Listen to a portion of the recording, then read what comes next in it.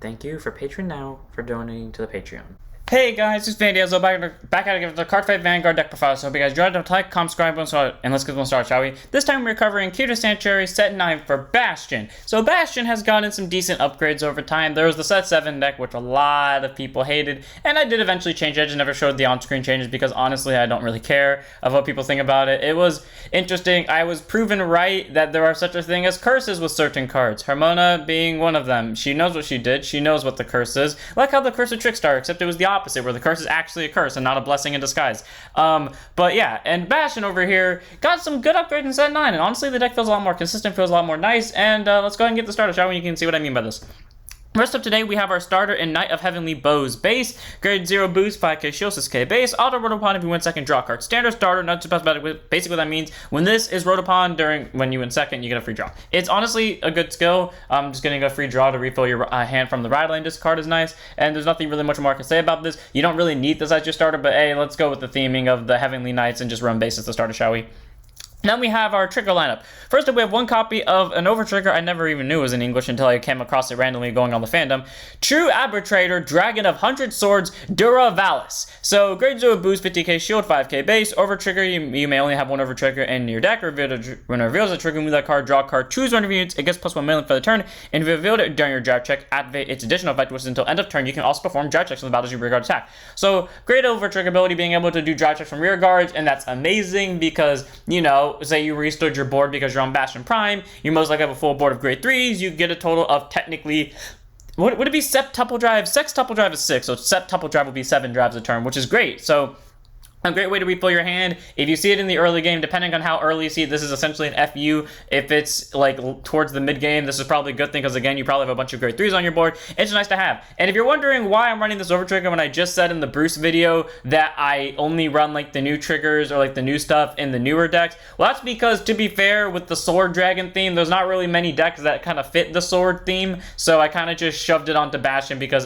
fuck it. Also, I just like Bastion the most out of all the Cuda decks, so it fits. And Dura Valis, I seem to have more luck in Bastion than I had with Armartino, so I made the right decision. Then we have our normal triggers. First up, we have weird order of triggers, but that's just how they are. So we have not just one crit, but this is the only copy we have of Knight of Heavenly Hammer Gurgant. It can really be any critical trigger that you want at one of, but you know, Gurgant is there for theming. Then we have 2 copies of Knight of Heavenly Pierce Gallus, a draw trigger, grade 0 boost, 5k shield, 5k power.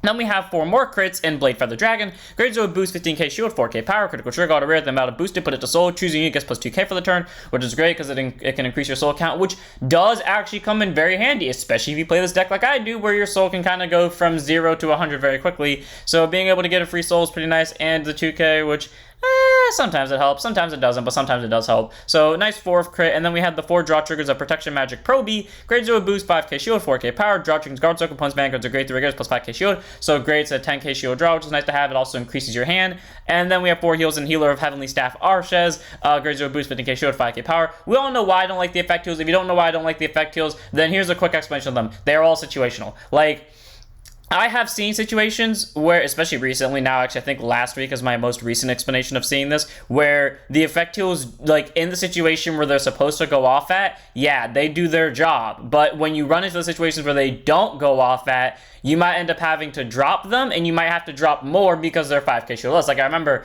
my friend was playing, I forgot what deck he was playing, but I just know he had a counter heal in it. And what ended up happening was he played down the counter heal, it was the restanding one by the way, and I didn't use a restander yet. So he had to play down the counter heal to block me, and then because it only had 10k shield, this would have normally been a 20k guard. So if it was a normal heal, he would have had to use a 15k and an interceptor. But instead, he had to use that counter heal and then 2 interceptors, and those 2 interceptors coming in to bite him in the ass later because one of those was a very important unit, and he had to drop that unit to survive. And if he had a regular heal, then he would have been fine. And now, granted, that's situational, but again, I say, in the situations where they don't go off, you end up having to drop more than you need, and those can kind of come back to bite you in the ass, those situations. So I don't really like the counter heals, too situational. I'd rather take the 15k guaranteed over the possible 25, but most of the time 10s. And if you're wondering about the trigger lineup, well, let's see. I took out fronts after I found out about the Hermona curse, and it turns out that was a good idea because straight up having big 60k columns swing for double crits or double crit pressure is incredible. That's because I kept seeing my Blade Feathers so early, and apparently the one Gurgant made it so I always had 1 crit left in deck, and that crit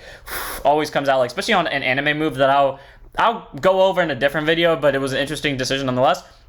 And then we have our draw triggers, which just helps increase hand, especially when you have a bunch of grade 3s. You want to be able to draw as many guard powers as possible and just get a consistent amount of grade 3s in hand.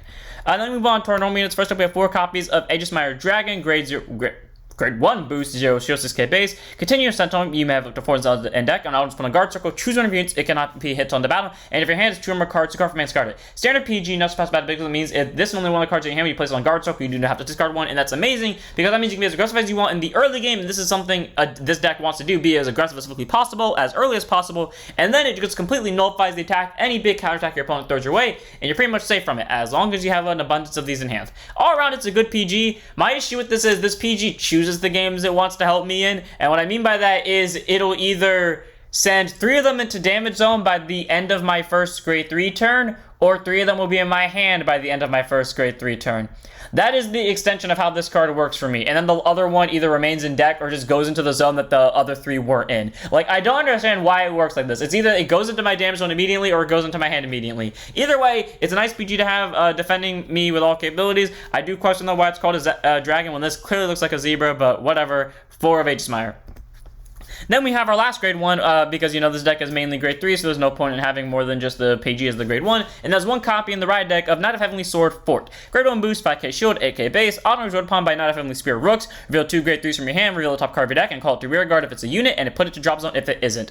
Okay, so this used to be a problem, or not necessarily a problem, and I know some people, like, argued this. I know this is why people argued the argument of Pride to Protect over, or not Pride to Protect, Darkstrain Dragon over Pride to Protect, because they're both good. The difference is Darkstrain, and this is the reason why I didn't run Darkstrain in my other decks, is because he has to Soul Blast too, and it's not a constant thing like Pride to Protect is, where Pride to Protect is only discard. That's the thing I never got from people, like, why is the discard such an issue? Like, there are other skills in the game that discard, and I never hear anyone complain that much about it, and I never had a problem with Bastion. In fact, for me personally, Bastion was like the easiest one to have, like, discard fodder for the order with, so I don't know what the hell people were talking about on that one. But yeah, the fact that, like, you could call Darkstrain from this skill, but the fact you couldn't call from Pride to Protect skill, that's the only argument I've ever heard from, like, anyone comparing Darkstrain to Pride to Protect. That, and Darkstrain was a unit, so if you could call it, you should. But I did prefer Pride to Protect just because it continuously gave boosts instead of having to be a constant Soul Blast too, especially because for me, Soul Blast was a more valuable resource than anything else, so I really didn't want to waste it on a boost skill that is kind of like 50-50. So here, having the ability, and now in this deck, there's literally nothing but units, so being able to Superior Call guaranteed is great.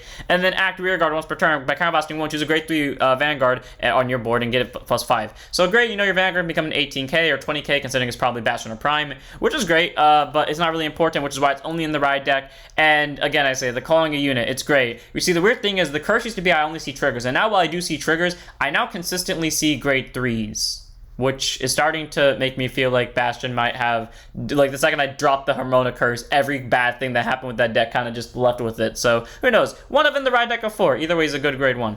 Then we have our only grade 2, and that is 1 copy in the Riot deck, of course, none in the main deck, of Knight of Heavenly Spear Rooks. Grade 2 and 5k shield, 10k base, auto is rolled upon by Apex Ruler Bastion, reveal 3 grade 3s from your hand, draw a card. Cool, just a free draw by revealing 3 grade 3s, and then continues rear guard during turn. If you have 3 or more grade 3 units, he gets boost and 5k power. So 15k with boost isn't that bad. My only reason that I don't run him in the main deck for is the fact he's not a grade 3, and the whole point of this deck is to go all in with the grade 3s. I have said this since the start of my Bastion line, and I will continue to say it throughout. It is all grade 3s. It is Morikawa style all the fucking way, baby. So, I mean, if he had the ability to turn himself into a grade 3, then I would consider it, but, yeah, no, not here. So, 1 of in the Riot deck of Rooks. Still a good card, just, you know, not really worth running in the main deck. Then we have our grade 3s, the main attraction of the show, and there's a fuck ton of them. Firstly, we have 3 copies of Decisive Heavenly Axe, Delibre. Grade 3 Trinity Persona, 13k base, auto rearguard, when his attack or the attack he boosted hits a Vanguard, look at the top 7, search for up to 1 card, also look up to the top 7, so you don't have to look at top 7, so you can look at top 5 if you wanted to, just saying. Anyways, search for up to 1 card named Bastion, and reveal it, put it to your hand, and shuffle your deck, and then if it was in the back row, retire it. Actually, it doesn't say shuffle on here, but obviously it means shuffle. I don't know why the fandom didn't have this part of the skill on there, but whatever. Point is, you shuffle it after you get your Bastion to hand, and if he was in the back row, you kill him. So, fair. He has on-hit pressure from both being an on-attack, but also being an on-boost, and granted, if he's an on-boost, you do lose a rear guard out of it, but the fact you can get a Persona Ride and or a Prime out of it is pretty amazing, and again, he has the on-hit pressure, so technically if you put 2 of them in the same column, it's just on-hit. I check top 14. Technically check top 14. So all around he's a good card. I like the on-hit pressure a lot. He's a amazing grade 3 and I do like having him. So hard 3 for me just because, again, on-hit pressure, he does it for free. Then we have 3 copies of the reason why I didn't run Darkstrain once this came out, or once Pride to Protect was an option. And my favorite grade 3 out of all of these by a long shot. Heavenly Arrow of Sure Hit Sparray, or Sparar. Grade 3, 200 Persona, 13k base. Auto from a rear guard circle when he stands by your Vanguard's ability. Soul Blast 2 to draw a card. That's why I like him. Because honestly, when I play Bastion, I always like to try to get to Prime, obviously, because, you know, Prime gives a fuck ton of numbers. And I don't feel like it's necessary to swing with the big boys first, like Alden or any other. I like how the only one I can think of at the moment was Alden, but you get the point, like not swing with a big hitter because, you know, I like having consistency and I like being able to make sure I can survive to Prime, because here's the thing, you know you're most likely not going to kill your opponent on first grade 3 turn. If you do, then yeah, obviously stand the fucking Alden, who's ever bigger in the situation. But when you know you're not going to kill your opponent on first grade 3 turn, don't stand something that's powerful, stand Sparray. Because here's the thing, if they're already at 3 damage, they're in fucking kill range, because you have 2 big-ass beat sticks coming next turn, probably somewhere in the 60s. So having Sparray over here, being able to get you a free draw, granted for a Soul Blast of 2, is nice. And that's why I like him so much, because he gets me draws. And then continues back with Rearguard Circle during your turn, and all your other Rearguards like calm gets +5. So great, so even if he can't boost, which has been a rare occurrence for me, but even in those situations where I can't boost with him, he still gives someone else on the front row +5, so they're at least stronger. And that's what I like about him a lot. He gives power, so he gives like a small boost, regardless if he can actually boost or not. And he gets you a draw by standing. Good consistency, good card on the list. And in the original build in set 7, where I had Hermona, he was essentially, if I saw him from Rook's skill, which was Fort's skill, which was like a 1 of 3 chances somehow, then I would automatically lose the game. Well, guess what? Now, essentially, if I see him, I'm winning, and I still see him extremely often from Fort skill. So I love Sparray a lot. He's an amazing grade 3, gets me draws, gets me power. There's nothing not to like about him. Hard 3 of. Then we have 3 copies. Everyone's going to call me insane. I like how a lot of people called me insane for the 4 of Alden thing, or not running Alden at 4 of. But my thing is, why run a card that you know you're going to see often enough and that you know you don't need more of, and put more of it in the deck when it's only going to take up more space? But especially because those same people were arguing space issues. And then when I brought up the fact that I already see him often enough, they still argued the fact that's not a good enough excuse. You should run out of 4. I see it enough. I don't know what more you want from me. It's a waste of space if you run it at 4. If you see it often enough. Like, if you don't see it often enough, run it at 4. But if you see it often enough, don't run it at 4. It's common knowledge. Anyways, grade 3 Persona, 30k base. Auto is placed on Rearguard Circle by counterblasting 2 and soul blasting 1. You choose a card from your hand called to Rearguard, and if you call it a grade 3, draw 2 cards. This thing is stupid. Here's how this is stupid. He can be placed from anywhere. I remember one game, because I got really fucking lucky somehow, or unlucky as we would call it. My friend and I were playing Bastion v something. I don't remember what the fuck he was playing. He all out rushed me, and he pulled a crit on his grade 1 because he went he went second. So he went all out rushed me, and he took a crit, and I took all of his attacks. I didn't see a single trigger to my 4th damage, I think was like a draw trigger. And then I went to my turn, draw, ride to Rooks, use Fort skill, revealed 2 grade 3s, revealed an Alden something else, and I call an Alden from the top card of my deck. Then I use Alden. I call Alden from my hand, and I draw 2 cards. Then I use that Alden skill. Counterblast 1, Counterblast 2, Soul Blast 1, call something else, draw 2 more cards. So by going, and then I went into the battle phase, I draw check a heal. So, and then he just took the other 2 Aldens. So, which I swung into rear guards. So basically what the point of that story is, granted, I was at 3 damage while he was only at 1 at the start of his grade 2 turn, but he had only like 3 hand cards at max, and I had 2 fucking Aldens already. So, yeah, moral of the story, don't give this deck 4 damage even if you're going first, because I promise you, you do not know what could be coming. But yeah, anyways, cool skill. And then auto rear, when this attack hits, or when he attacks anything, not when his attack hits, if you have 3 or more grade 3 units, he gets +5. So great, counts himself, so all you really, in the Vanguard obviously, so all you really need is 1 other grade 3 unit on the board. He's an 18k swing, which is nice, or technically 20 because, you know, Bastion Prime and Bastion themselves give +2k. So easy 20k swing. It's nice to have. It gets numbers. It can get you hand cards. It can get you a rear guard for kind of a hefty cost and kind of not. So good 3 of Alden. He's nice to have, and again, I see him very often. If you don't see Alden very often, then run him at a 4, but I'm not going to run 4 of a card that I literally see almost all 3 of them every single game. So fair enough. Then we have our 4 ofs. First up, we have Heavenly and Clapped Dragon, Embrace Dragon. Grade 3, 200 Persona, 13k base, or sorry, 12k base. Auto, when it's put on guard circle, choose one of your grade 2 or grade units being attacked. It gets +10 for the battle. If you choose a grade 4, it gets +20 instead of +10. This card has been the definition of, it was broken when I first put it in the deck, back in set 4, because it was just always hitting me at the right time, where if I was on Prime and somehow my opponent survived, I was being able to live because of the free 20. And nowadays, it's been like, I kind of have to use it when I'm at grade 2 or when I'm at grade 3 because I'm being extremely rushed and I have no better options. And in the end, this is kind of what fucks me because I should have called it last turn when I gave all my grade 3s boost. So there's that. It's not a bad card. It definitely has like a capability because, you know, it gives power instead of shield. So anything that says like drop shield value, well, guess what? Fuck you, I'm giving power. But the issue kind of comes down to standing where, I don't know, it's just like over time it's proven less useful. But I still have faith that Embrace will come back and help me one day. Because honestly, Embrace was hard carrying back in set 4. So 4 of Embrace Dragon. It gets to stay for now. Because it's been proving its worth every now and again. So 4 of, good defensive card. Then we have 4 copies of Heavenly Wings of Purity Honataria. Grade 3 Tramp, sorry, 13k base. Auto is placed on rear guard if you have a Vanguard Bastion, its card name, so it can be prime or regular. By counterblasting 1, you choose up to 1 grade 3 card from your hand. I tend to pick Alden if I have access to it. I went past them. You can call it to rear guard, and then if you called a card and you have 5 or more units, including itself, draw a card. So essentially, if you have mostly a full board. So it's not a bad skill. It's essentially half of Alden's skill. It almost is. Like, it's 1 counterblast less. There are no soul blast costs tied to it, and you only get 1 draw, and you have to have a little bit more of a specific cost to it. But hey, it's still good that it gets you a rear guard. And then continues rear guard during turn if you have 6 or more units, it gets boost. So great. You know, it can be a booster, and that's great. It's not our only booster in the deck, but weirdly enough, a lot of my games end off where I have 3 of these in the back row somehow, which is interesting. But it's a good card to combo with, in my opinion, because what ends up happening is I combine it well with the other card that gives all of my rear guards boost. And because of that, if that card ends up getting removed from the board, I tend to have 3 Honaratarias at the ready, so I can give my whole back row boost without needing that 1 card. And then boom, I have still a very powerful column line. All-around Honarataria works great, so when I don't want to pay too much counterblast for Alden, I can use this to still get draws and advance my board. And when I need those final turn pushes, because maybe I didn't see that booster grade 3 yet, I at least have him to get boost because I don't have to have 6 grade 3s for his ability to go off for him to get boost. I just have to have 6 or more units. So hard 4 of Honarataria. It's just a good art because A, he looks like a beautiful majestic angel, or she, I don't really know the gender honestly. And, you know, just gets you everything I kind of need from 1 unit. Boost, hand cards, rear guards. 4 of.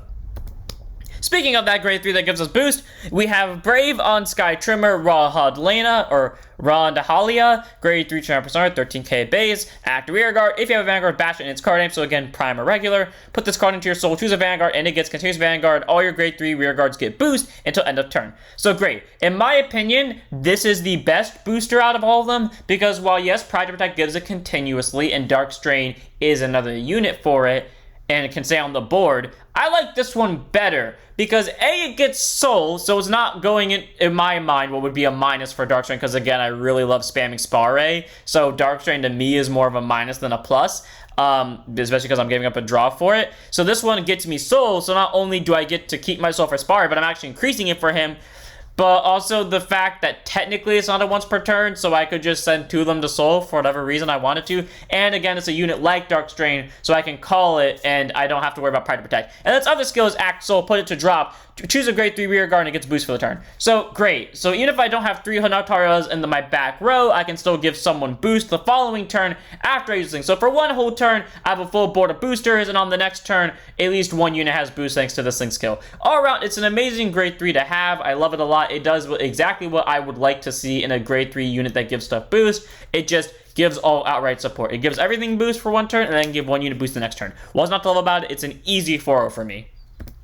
Then we have our last grade 3 in the deck. 2 of in the main deck, 1 of in the ride deck of Apex Ruler Bastion. Grade 3 Tramp Persona, 13k base, continues Vanguard. During turn, all your grade 3s get 2k, so that's great. You know, he becomes a 15k. If you have a whole board of grade 3s, which tend to happen with this deck, all of them are essentially 15k bases. And then auto van once per turn at the end of the battle that your drive check vote a grade 3 unit, so grade 3 card, so it could be an order. It doesn't have to be his drive check either, so say for example, you pulled the over and you had a full board of grade 3s, but you didn't see a grade 3 for his drive check, and you swung with your other rear guards, and you saw a grade 3 then you can use his skill regardless.